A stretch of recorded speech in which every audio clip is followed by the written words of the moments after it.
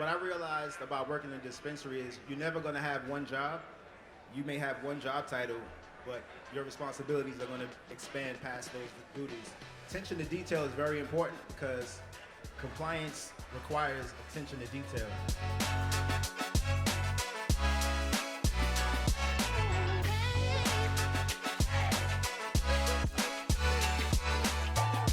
Moderating our Budtender panel, we have Jess Foyer. Jess is the marketing director of Etain, New York's only women-founded medical cannabis brand with 4 stores across the state. She oversees Etain's brand awareness and product launches. It's a whole lot of shit going on behind me.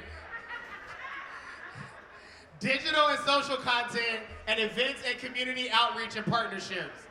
Alongside the brand's founders, give it up for the Peckhams, she opened the Etain New York City flagship and also oversees retail marketing, including the VIP, very important patient program, and the curated selection of women-owned health and wellness and CBD brands sold at Etain dispensaries.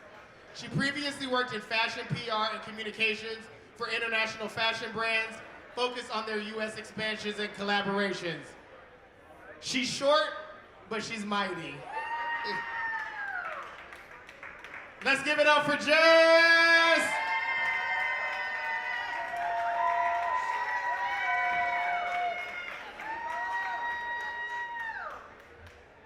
So thank you all so much for having me here today.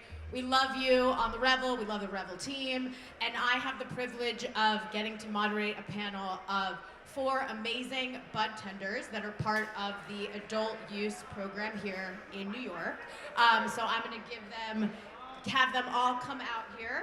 So we have Cora Walters from Gotham. Cora's also the #1 salesperson there, just saying.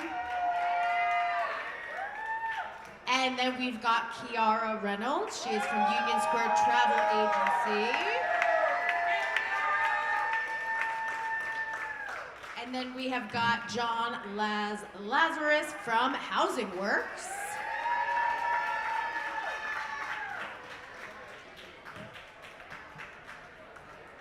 And Don will be joining us shortly, hopefully. Awesome, so just to kind of get right into it with you guys, thank you so much for being here. It's so exciting to be able to tell your stories and also the stories of what is it like working in one of the first dispensaries that we have here in New York. So I'd love to just kind of go around the room, the stage, and just say your name again and the dispensary you work for, where it's located, but most importantly, what your favorite product is there. So we'll just go right down the line. Hey everybody, I'm Cora.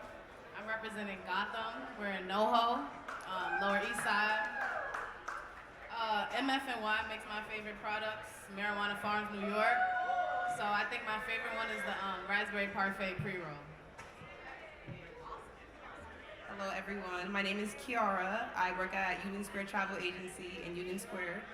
My favorite product right now, I don't know, probably a pre-roll, probably from Nanticoke. I like the pre-rolls a lot right now, they're really good. Hello everyone, my name is John Lazarus. I am employed by Housing Works Dispensary, the first dispensary to open in New York State history. My favorite product? Yeah, your favorite product in your store right now. I'll give you a category. I'll take it, Kat. I go with tinctures, sprays, pills. Flowers is at the end of my list. That was a very unique answer. We like that. Awesome. Well, like I said, everyone here has really different backgrounds that got them into the industry. So I would love for everyone to just kind of give us a little bit about your background and how you got into working at the dispensaries. I know everyone has done some of the amazing programs available here in New York. So just kind of shout them out and let us know what brought you here. So we're just going to go down the line again.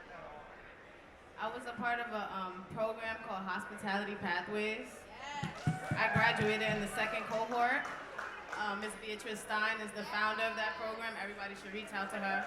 Super dope woman. And she just jump-started my career into the industry. She let me know a lot of the inside school We did product knowledge. I met a lot of dope people, and I went to a lot of events like this that got me into cannabis. So, yeah. I was just looking for a job, to be honest, and I saw Union Square Travel Agency online, and I was like, oh, this looks interesting. I'm intrigued. And it said cannabis, and I was like, travel agency, cannabis, I'm gonna go for it. So I went for it, and they reached back out to me, and we had a nice group interview, which was like very interesting. Our group interview it was a bunch of us building a tower with spaghetti sticks, and it was very iconic because it kind of shows you like how important your team members are in working with other people that you also don't know at all. And everyone in my group, we all made it. We had training. It was beautiful. It was amazing, and now I am here.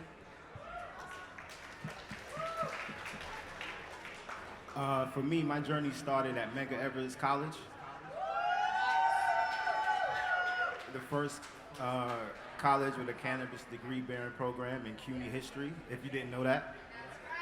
I'm still in school, so my first position in the industry was as a cultivator. I worked for Air Wellness in New Jersey.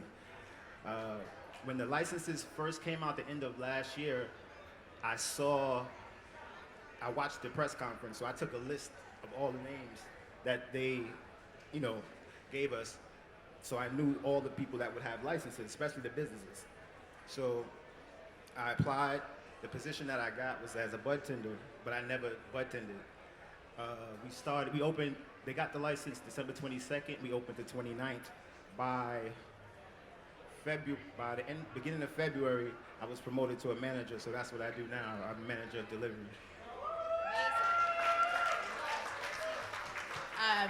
And so much of what On the Revel does is bring together, of course, the whole community, but also legacy to legal and honestly everything in between. So, for any of you that have some experience kind of being more on that legacy side and then deciding to come work at a dispensary, what kind of led you to that decision, and what are kind of some of those differences that you see? Well, in 2020, I started a business called Elevated Yum. So it's basically like infused catering. And the main mission is basically to like educate the community and bring people together through food.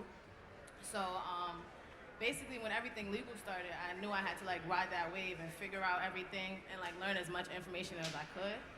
So that's really what helped me like switch over and still be involved with legal and figure out how we can make those pathways to get them into the dispensaries and not have to just start over, So that's important to me. Yeah.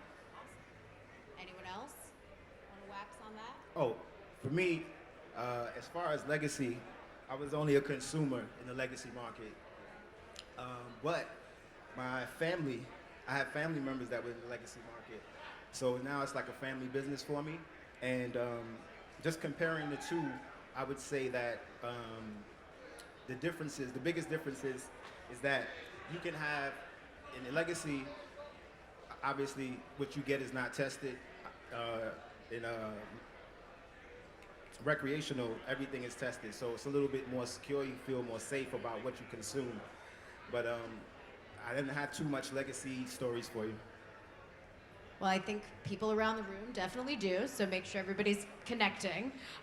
So kind of switching gears to really the core of what we really want to learn from you all is what is it like that day-to-day being in a licensed dispensary here in New York, and kind of what are customers asking about. So I would love for you guys to just kind of talk about what are the day-to-day, what does your day-to-day look like, and what are some things that you kind of learned and had to learn like super quick. And we'll start down with you, because I know you have a bit of a, I love to hear promotions and all of that. So tell us how it is. For me, what I realized about working in a dispensary is you're never going to have one job. You may have one job title, but your responsibilities are going to expand past those duties. Attention to detail is very important because compliance requires attention to detail. If you're being asked to do something a certain way, it needs to be done that way for a reason. And if it's not, it can lead to problems. And as we know, cannabis is a living plant, even in the dispensary, so it needs to be treated and taken care of a certain way. So I think that's one of the biggest things that I try to impart on the people that I work with. Awesome. Kiara, how about you? For me, it's kind of like when I get into work, sometimes I'm like, wow, I'm selling weed to people. Like, this is my job. Like, I'm getting paid to do this. And sometimes a lot of times people usually come in and they're embarrassed that they don't know that much. But I'm like, yo, like, don't be embarrassed. It's okay. Like, it's not that big of a deal. I got you. And then we'll, like, I'll find what they need. But I feel like, yeah, that's like the biggest thing is that I'm usually every day surprised that, like, this is, like, I'm fortunate enough and very grateful that I'm here to be able to sell weed to everyone. And yeah. Awesome. How about you? Well, day to day in Gotham, I mostly interact with customers, like you said, that don't know much. And then I interact with some people who know a lot in cannabis. So it gives me a chance to exchange information with them and, like, meet new people every day. So I'm interested in, like, everybody that walks through the dispensary doors, even if they're not particularly keen on cannabis. Like, my shop is still a vibe to where it's like you can move around and feel comfortable talking to a budtender without them pressuring you into, like, consuming cannabis. So it's just an educational space. And also, I agree with never having one job because you just have to make sure everything around you is moving smoothly. It's all gears turning in the same machine. So we're all important parts. Like, the budtenders interact with the buyers, we interact with the managers, we interact with the customers every day. So it's like we access all parts of the dispensary. So it's like our jobs are very, like, important, and we do it well, guys. Definitely. I wanted to add something about customers. One of the biggest things I try to make sure that we do is educate the customer and also direct them or show them a different way of looking at things based on the perception they came in with. Because some things they know, some things they don't, or they have misinformation, and we try to correct the information for them. And jumping off of Cora said, like, we are like a middleman of a lot of things. So a lot of the times, like, that interaction that we have with the customers, when we have vendor training, the vendors are asking us, well, what are they saying? What don't they like? What do they like? So it's a lot deeper than you kind of think sometimes, because a lot of people are relying on us to spread information and whatnot to everyone else. Awesome. I mean, I think as someone who works for a brand knows the importance that you all are the front lines. You're who's talking to everyone all the time, and we've got our last guest on the panel here. How's it going? Don, welcome. Hi, good afternoon. Awesome. So let's catch everybody up on you. So if you can just tell us your name, also what dispensary you work for, and what is your current favorite product at your dispensary right now? So my name is Donald Harrison. I'm an inventor, patent pending, and medical apparatus that's designed for patients and seniors with dexterity issues to medicate via cannabis without any fire-related incidents or injuries due to smoking. I'm currently a bud tender at Days, and one of my favorite products has to be between the heirloom product, the grapefruit, the one-to-one, and also the I want to say the pre-packs, the one of the ancillary devices that I noticed. It's pretty good. Amazing. So I think, kind of going off what you all were saying, have there been any questions that people have asked you that might have surprised you, or just kind of what is kind of that general vibe that people are coming in with or not, and that you're able to really kind of use that expertise that you have? And we're going to start with you at the end. We're just going to kick it right to you. Say that one more time. So when people are coming in, what kind of questions are they asking that might have surprised you? There are not really any questions that surprise me because I've been in the cannabis industry for so long. However, it's more of a passion to inform the customers on the educational side about cannabis. If they want something sleepy, if they're trying to medicate, go to sleep, you want something with a 2-to-1 ratio, 2 CBD to 1 THC. So coming from, as a student, a mega student for cultivation, I like to inform all my customers that come in the importance of microdosing and how to effectively medicate via cannabis or through other products as well. Awesome. Okay, Laz. For me, what I notice is a lot of customers come in and want the highest percentage of THC in what they buy, and we understand that, and we're going to give the customer what they want. But at the same time, go back to education. We try to explain to them they can get the result they want without a high THC percentage, and try to educate them on terpenes and cannabinoids and how they work together. So that part. My My weirdest question would probably be when people ask me for like strains that help with arousal, and I'm kind of always taken like off. I'm like, oh, okay. And then I'm like, all right, let's get into it. And then I learn a little bit, and then I share with them what I find. I usually have to ask some colleagues, because I'm like, I don't know, like, what strains help with arousal. But then there are a lot of strains that help with arousal, so yeah, that would probably be my strangest question. Okay. A lot of people ask me about sativas. I feel like New York City runs on sativa vape, Touche.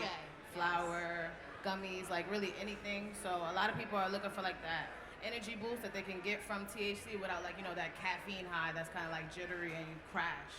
So like a lot of people have questions about that. Yes. I want to add one more thing, that when customers ask for a sativa or a hybrid, I would prefer if the budtenders where I am ask them what they want to feel, because those two terms don't always apply to every person.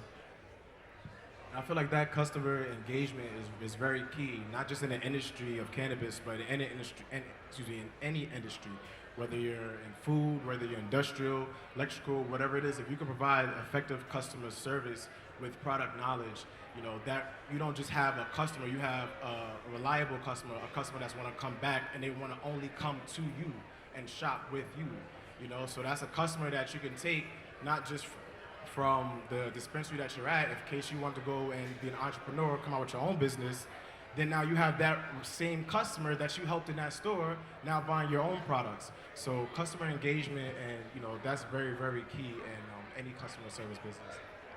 Amazing. And lastly, and I think this is what a lot of people would want to know, is what is your advice for someone that is wanting to work at a legal dispensary? I mean, I think, like you were saying, it's such a new job to be able to have. And I know I say at least 3 times a day, how is this my job? Like, this is, look what we're getting to do, and look what we're getting to do in New York. So, you know, you all are some of the pioneers at the first stores that are here, which is just a really pretty iconic thing. So what advice do you have for people here that might, you know, oh, I didn't even realize that was a job that is something we could be doing here in New York, and you know, what's the best kind of path to get into the industry through being a bud tender?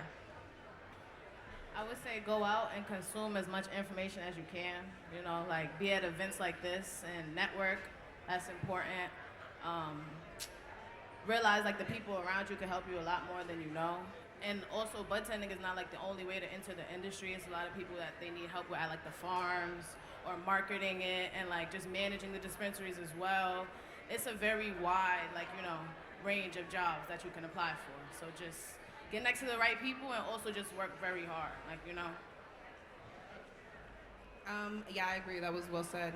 And I also feel like, along with what you said before, being able to soak in a lot of knowledge and being able to be a teacher and a student is very important, because you can't think that you know everything but still try to want to like teach people stuff or lack knowledge on topics. So I feel it's very important to be willing to gain information and teach it and share it with other people, because, you know, like I said before, a lot of people come in and they're very nervous because they're ashamed of like the lack of knowledge that they have on like this recreational drug that just became legal for all of us. So yeah, my biggest thing is, and also is to have a lot of gratitude, because there are people in prison for this, you know what I'm saying? A big reason why I joined my job, is because of the Doe Fund, because more than half of our proceeds go to help our community, because I can't be indulgent in this and there are people that are like, you know, it's, you know, unspeakable. So yes, have gratitude, be willing to be a teacher, be willing to be a student, and yeah.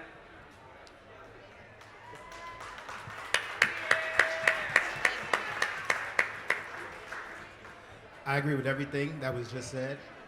I would add, if you're coming from a place like I was, school is good. Mega Evans program is phenomenal. Learn about the plant on a biological level so you can know what the weaknesses and strengths are, how it's grown, how to bring out the weaknesses and strengths of it, depending on the method you grow it with. Education is everything, because you need to understand how the plant operates, the pathology of the plant. Also, study OCM's guidance, study the information that comes out. The more you know, the less nervous you'll be to make certain decisions, and the better decisions you'll make. On top of school, Hospitality Pathways is a great place. I work with a lot of people. I've worked with a few people that have gone through that program. So just find a place to gain information and don't be afraid to ask questions. A lot is going on in the industry right now, and a lot of people are nervous and upset. But I feel like if you do your homework and you know what's going on, you can just continue to work. That's what I tell everyone, just continue working. And last but not least, wrap us up here, sir. So I would just definitely like to add on to what Lazarus was saying. I would say if you're trying to get into the industry, whether it's bud tending or you want to get a license or whatever it is, I would say, like I said, go to school. You know, tap into Mega Evers. It's the first free cannabis education program. You know, so you don't have an excuse anymore to, oh, I don't know how to read the regulations, or I don't know how to create an SOP. There's education for free. You know, we're learning how to create SOPs. We're learning how to do IDMs, IPM, integrated pest management plans. You know, we're learning all this information, and also get a mentor. Sorry. But a mentor, I feel like, is really key, because a good mentor in the industry will definitely, you know, carry you through, not help carry, but help you carry you through the process of whatever it is that you're trying to do, whatever endeavors. Mama Vicky. Amazing. Thank Yes, you definitely all. shout out to Vickiana Reyes. Awesome. Well, thank you so much. You all were that was some really good knowledge. I hope everybody takes that away. Come visit everybody at their said dispensaries, and I'm sure you all will be around today for everybody to get to meet you. And thanks to the panel, and of course, thank you to On the Revel and the team. Have a great day, everyone. Thank you for everybody for coming out.